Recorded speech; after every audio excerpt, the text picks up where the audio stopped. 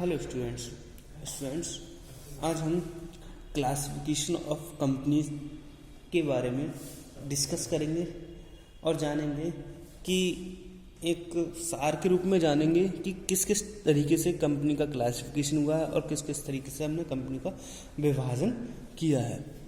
तो सबसे पहले हम जान लेते हैं फॉर्मेशन और इनकॉर्पोरेशन के आधार पर कंपनी का किस किस तरीके से बांटा गया है। इसमें होता है निर्माण की विधि के आधार पर कंपनी का बांटना।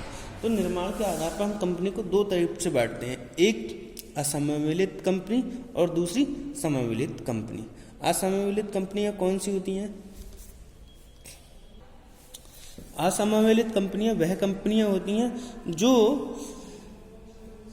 कंपनी एक्ट 2013 यानी कि 2013 या इससे पूर्व कोई भी कंपनी एक्ट बनाओ, जैसे 1956 कंपनी एक्ट या फिर उस 1956 से पूर्व में आज़ादी से बिफोर इंडिपेंडेंस कोई भी हमारा पहले कानून बन चुके थे, उनके अकॉर्डिंग कोई कंपनी बनी है तो नहीं बनी है तो उसे असमविलित कंपनी कहेंगे। ठीक, उसको हम असमविलित कंपनी कहेंगे। अब बात करते हैं हम समविलित कंपनियों की। समविलित कंपनियां कौन सी होंगी? समविलित कंपनियां वह कंपनियां होंगी जो 2013 या उससे पूर्व कोई भी कंपनी एक्ट हो, चाहे वह 1956 हो या इंग्लैंड का कंपनी एक्ट हो या फिर east India company chartered act है, उसके अकॉर्डिंग कोई कंपनी का निर्माण किया हो, तो वो कंपनियां किस तरीके की कंपनियां कहलाएंगी? समविलित कंपनियां कहलाएंगी। क्लियर? उसके बाद देखते हैं हम कि इसमें जो समविलित कंपनियां हैं उसमें कौन कौन सी कंपनियां आती हैं। एक इसमें सबसे पहले आती हैं शाही अधिकार पत्र द्वारा समविलित कंपनियां। शाही अधिकार द्वारा जो कंपनियां होती थी वो कहा गया था रॉयल एक्ट के अनुसार जो कंपनियां बनी हैं उन्हें शाही अधिकार पत्र निर्मित द्वारा कंपनियां कहते हैं। जैसे इंग्लैंड में जो चार्टर्ड एक्ट था उसमें रॉयल एक्ट भी कहा जाता है, उसके अकॉर्डिंग हमारे देश में सबसे पहले ईस्ट इंडिया कंपनी आई। ईस्ट इंडिया के बाद उन्होंने बहुत सारी कंपनियां भेजी, उसके अकॉर्डिंग जो कंपनियां बनी उन कंपनियों को हमने जो नाम दिया वो शाही एक्ट के अकॉर्डिंग जो कंपनियां बनी है उन्हें उन कंपनियों की संज्ञा में रखा गया है। उसके बाद हम देखते हैं वैधानिक कंपनियां। वैधानिक कंपनियां वह कंपनियां होती हैं जो मतलब हमारे जो देश में वैधानिक स्तर पर जो कार्यवाही कंपनियां बनी हैं, यानी कि हमारे देश में कानून बनाकर संसद में जो कानून बनाकर कोई कंपनी बनाई गई है उसे हम वैधानिक कंपनियां के नाम से जानते हैं। जिसमें हमारा चाहे रेलवे कॉरपोरेशन आ जाए, चाहे सरकार परिवहन निगम आ जाए, चाहे हमारे देश की रिजर्व बैंक ऑफ इंडिया आ जाए, तो इस टाइप की जो कंपनियां बनी हैं वो हमारे विधान द्वारा निर्मित कंपनियां कहलाती हैं। समझ में आ गई होगी आपके बात। उसके बाद हम देखते हैं इसमें ही थर्ड टाइप की कंपनी अधिनियम के अधीन कंपनियां। तो कंपनी अधिनियम हमने बताया कि कंपनी अधिनियम भारत में दो टाइप के आज़ादी के बाद दो नियम है और आज़ादी से पहले इंग्लैंड के जो नियम थे, यानी कि जो हमारे देश में अंग्रेजों ने कोई एक्ट बनाया उसके अकॉर्डिंग जो कंपनियां बनी हैं उन कंपनियों को हम कंपनी अधिनियम द्वारा कंपनी कहा जा सकता है, कंपनी अधिनियम द्वारा कंपनी माने जाते हैं। जिसमें से 1956 की जो कंपनी अधिनियम है उसके अकॉर्डिंग कोई कंपनी बनाई गई हो, और या फिर 2013 जो एक्ट है उसके अकॉर्डिंग कोई कंपनी बनाई गई हो, तो उन कंपनियों को हम कंपनी एक्ट के द्वारा कंपनी कहेंगे। इसमें हमारे पास बहुत सारी कंपनी होती हैं, चाहे प्राइवेट कंपनी हो, चाहे सार्वजनिक कंपनी हो, चाहे एकल व्यक्तित्व की कंपनी हो, चाहे बहुत सारी कंपनी होती हैं। इस टाइप से हम कंपनियों का वो करते हैं। अब हम बात करते हैं लायबिलिटीज़ के आधार पर कंपनी, वेस ऑफ लायबिलिटीज़ के किसमें कितना लायबिलिटीज़ होगा। तो जब हम कहते हैं यानी दायित्व के अनुसार जो कंपनी की बात करते हैं, किसी भी सार्वजनिक कंपनी हो या निजी कंपनी हो या एक व्यक्ति के सीमित या असीमित दायित्व वाली कंपनी के रूप में समविलित किया जाता है, तो उस टाइप की जो कंपनियां होती हैं उसे लायबिलिटीज़ के आधार पर कंपनी कहते हैं, वेस ऑफ लायबिलिटीज़ ऑफ मेंबर्स। तो हम कहें कि ये 3 प्रकार की होती हैं। इसमें से सबसे पहले है अंशों द्वारा सीमित कंपनियां। भाई अंशों द्वारा सीमित कंपनी जो है कंपनी एक्ट 13 के अकॉर्डिंग सेक्शन 222 यानी कि धारा 222 के अनुसार जो कंपनी बनाई गई है उसे सीमित कंपनी दायित्व अंशों द्वारा सीमित कंपनी कह लेते हैं।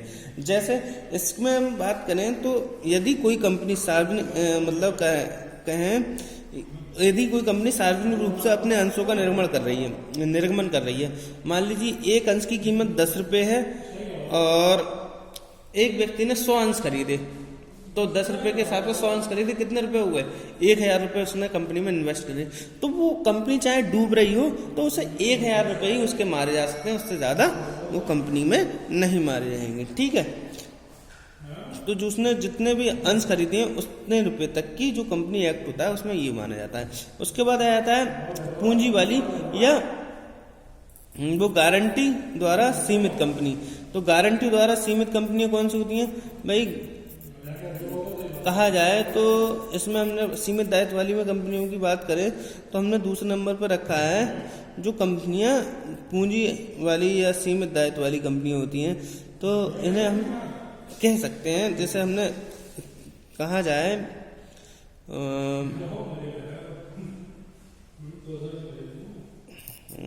किस तरीके से समझाऊं, तो इसमें जो दूसरे तरीके की जो कंपनी आती है, हमने एक अंश द्वारा हो गई सीमित कंपनी, नंबर 2 हमने लगा दिया कि पूंजी वाली अथवा बिना अंश पूंजी वाली गारंटी द्वारा सीमित कंपनियां। तो जहां पर हमने क्या करा है, हमने जितनी पूंजी लगाई है उसके अकॉर्डिंग जो पूंजी हो रही है उसको जो कंपनी पेड कर रहे हैं उसे हम अंश पूंजी, जितना हमारी पूंजी लगाने की हमने बात कही है उतने की द्वारा सीमित कंपनियां कहलाती हैं। असीमित दायित्व वाली कंपनियां कौन सी होती हैं वो देख लेते हैं। असीमित दायित्व वाली कंपनियां वह कंपनियां होती हैं जो मतलब जितना हमने अंश खरीदा उससे ज़्यादा हमें भुगतान करता है, जब तक कंपनी अपने भुगतानों को न कर दे, अपने मतलब नो ड्यूज न कर दे, जब तक कंपनी के जो मेंबर्स हैं उन्हें पेमेंट करना पड़ेगा, तो उन्हें असीमित दायित्व वाली कंपनियां कहा जाता है। व्यवहार में ऐसी कंपनियां वर्तमान में नहीं पाई जाती हैं। अब बात करते हैं हम सदस्यों के आधार पर कंपनियों की मतलब मेंबर्स के आधार पर जो संबर है, नंबर ऑफ मेंबर्स के आधार पर जो कंपनियां बनी हैं वो किस तरीके की हैं। इसमें हम देखते हैं सार्वजनिक कंपनी। तो सार्वजनिक कंपनी कौन सी कंपनी को कहलाती है? जिसमें न्यूनतम सदस्यों की संख्या 7 होती है और अधिकतम अनिश्चित होती है। अनिश्चित से तात्पर्य अंशों की संख्या के बराबर है। मिनिमम सदस्य तो कितने होंगे? 7, और जो सदस्यों की संख्या होगी सार्वजनिक कंपनी में अनिश्चित, अधिकतम सदस्यों की संख्या अंशों की संख्या के बराबर होगी। अनिश्चित से ये तात्पर्य है। मान लो 1000 का कोई कंपनी है, 1000 शेयर रहेंगे तो 1000 सदस्य हो सकते हैं। अगर उसकी कंपनी के शेयर 1 लाख है तो 1 लाख सदस्य हो सकते हैं। तो असीमित दायित्व वाली सार्वजनिक कंपनी वह कंपनी होती है। और प्राइवेट कंपनी कौन सी होती है? प्राइवेट कंपनी जिनके आगे प्राइवेट लिमिटेड सब लिखा हुआ होता है उन्हें प्राइवेट कंपनियां कहते हैं। और सार्वजनिक कंपनी में जो है हमारी जो पब्लिक कंपनियां हैं उसमें केवल लिमिटेड सब लिखा होता है। तो प्राइवेट कंपनी में प्राइवेट लिमिटेड सब लिखा होता है। इनमें न्यूनतम सदस्यों की संख्या कितनी है? 2, और मैक्सिमम सदस्यों की संख्या पहले 50 थी। जब 1956 का एक्ट हमारे भारत में लागू था तब 50 थी, परंतु 2013 में जो कानून हमारा नया बना है, कंपनी एक्ट जो बना है, उसमें हमारे सदस्यों की संख्या प्राइवेट कंपनी में 50 कर दी है। अब एकल व्यक्तित्व वाली कंपनी, जिसमें एक ही व्यक्ति मालिक हो, वो अपनी कंपनी बनाता है और उसे चलाता है, तो एकल व्यक्तित्व वाली कंपनी कहलाती है। अब हम बात करते हैं निर्माण के आधार पर कंपनी। निर्माण के आधार पर मतलब हमारा जो निर्माण है उसके आधार पर हमने कोई कंपनी बनाई है। नियंत्रण के आधार पर, सॉरी निर्माण के आधार पर गलत पढ़ ली है मैंने, नियंत्रण के आधार पर, कंट्रोल के आधार पर। तो कंट्रोल हमारे 3 तरीके से होता है। एक है सूत्रधारी कंपनी, और एक है हमारी जैसे हम होल्डिंग कंपनी कहते हैं, सहायक कंपनी, और थर्ड है हमारा सहचार्य कंपनी। तो हम इसमें देखते हैं, मान लीजिए एक उदाहरण लेते हैं, हम 3 कंपनियों के नाम बताते हैं। एक ए कंपनी लिमिटेड, दूसरा बी कंपनी लिमिटेड और तीसरा सी कंपनी लिमिटेड। ए कंपनी और बी कंपनी, मान लीजिए एक जूते बनाने की फैक्ट्री है, ए भी जूते बनाती है और बी भी जूते बनाती है। तो जूते बनाने वाली फैक्ट्री है और बी लॉस में चल रही है और ए प्रॉफिट में चल रही है। तो बी वाला बहुत परेशान है, बी कंपनी चलाने वाला व्यक्ति, वो कह रहा है कि मेरी कंपनी को, ए से कहा उसने कि आप मेरी कंपनी को चला लो, कंपनी मेरी ही रहेगी और आप चला लो, प्रॉफिट का हम इससे अपने जो नियम बनाएंगे उसके आधार पर कर लेंगे। तो जो कंपनी होल्ड कर रही है, जो होल्ड कर रही है दूसरी कंपनी पर, तो उसे होल्डिंग कंपनी कहते हैं, और वो दूसरी जो हो जाती है उसे सहायक कंपनी कहते हैं। तो आपको समझ में आ गई होंगी दोनों कंपनियां कौन सी होती हैं। जो होल्ड कर रही है वो तो ए कंपनी हो गई, और जो बी थी वो सहायक कंपनी हो गई। अब बात करते हैं इसमें सहचार्य कंपनी। सहचार्य कंपनी मैंने बताया सी कंपनी बताई थी। मान लो सी भी जूते का काम कर रही है, पहले ए कंपनी से पहले बी और सी ने अपना काम करा होगा जूते का, और मान लो बी कंपनी ने सी कंपनी को अपने अंडर में रखा है पहले से ही, तो ऑटोमेटिक ए कंपनी के अंडर में सी भी आ गई, ऑटोमेटिक आ गई, समझ में आ गई। तो जो सी कंपनी है उसे हम क्या कहेंगे, सहचर्य कंपनी कहेंगे। अब बात करते हैं हम ओनरशिप के आधार पर। ओनरशिप के आधार पर हमने कंपनी को दो टाइप्स में बांटा है। नंबर है एक government company, number 2 non government company. Government company वह कंपनी होती है जो कंपनी सरकार के पास जिसके 51% शेयर हैं तो वो गवर्नमेंट कंपनी कहलाएगी, और 49% शेयर पब्लिक के पास हो तो उन्हें हम क्या कहेंगे, प्राइवेट कंपनी कहेंगे। जैसे इस तरीके की कंपनी हमारी इंडियन एयरलाइंस थी है, और हमारी रेलवे कंपनी है इंडियन रेलवे कॉरपोरेशन। तो इस टाइप की जो कंपनी होती हैं वो कौन सी होती हैं, सरकारी कंपनियां। और भी हैं इंडियन जो वो है इंडियन ऑयल है, तो ये हिंदुस्तान प्राइवेट लिमिटेड है। तो ये जो कंपनियां नवरत्न की जितनी कंपनियां वो सारी हमारी सरकारी कंपनियां हैं। इनके जो शेयर हैं 51% सरकार के पास हैं, बाकी उसमें। अब हम बात करते हैं प्राइवेट कंपनी। प्राइवेट कंपनी कौन सी होती हैं भाई, हमारी प्राइवेट कंपनियां वो होती हैं जो सरकार के पास इनका नियंत्रण नहीं है, उन्हें प्राइवेट कंपनियां कहते हैं। उसके बाद आ जाती हैं हमारी मार्केट, हम कहें जो कैपिटल मार्केट है उसके आधार पर कंपनी। तो कैपिटल मार्केट के आधार पर दो तरीके की कंपनियां हैं, एक सूचीबद्ध और एक असूचीबद्ध।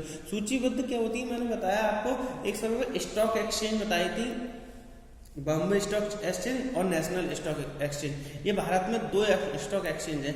अगर इन दोनों कंपनियों में कंपनी को इन एक्सचेंज में कंपनी को नाम लिस्टेड है तो वो हो जाएगी सूचीबद्ध कंपनी, और इनमें दोनों में कंपनियों का नाम लिस्टेड नहीं है तो वो असूचीबद्ध कंपनी कहलाएगी। इसके बाद आ जाती है हमारी अदर्स कंपनियां। अदर्स कंपनी में सबसे पहले धर्मादा कंपनी। धर्मादा कंपनी वह कंपनी होती है जो धर्म के नाम पर खोली जाती है, और उनका मुख्य उद्देश्य होता है कि हमें लाभ नहीं कमाना है, दूसरों की सहायता करनी है। उसके बाद आती है लघु कंपनी।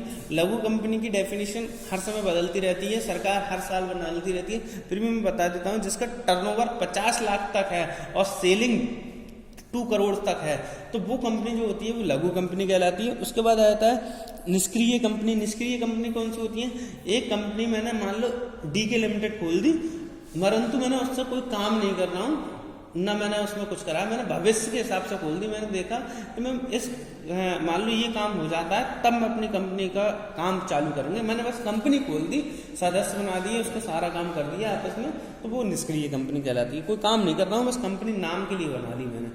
उसके बाद आ जाती है हमारी निधियाँ। निधियाँ क्या होती हैं, हमने जो आपस के सहयोग के आधार पर हमने जो कंपनी बनाई है उसे निधियाँ कंपनी कहते हैं। उसके बाद होती है विदेशी कंपनी। विदेशी कंपनी वह कंपनी होती है जो विदेश में इनका काम होता है और भारत में अपना व्यापार करती है, तो वो विदेशी कंपनियाँ कहलाती हैं। Thank you very much.